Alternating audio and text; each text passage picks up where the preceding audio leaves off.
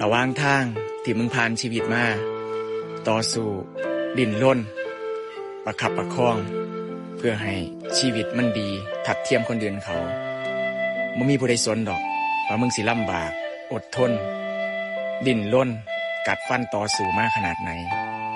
คนเฮาซุมื้อนี้สนใจแค่ว่าสิ่งที่มึงทำสำเร็จหรือว่าล้มเหลว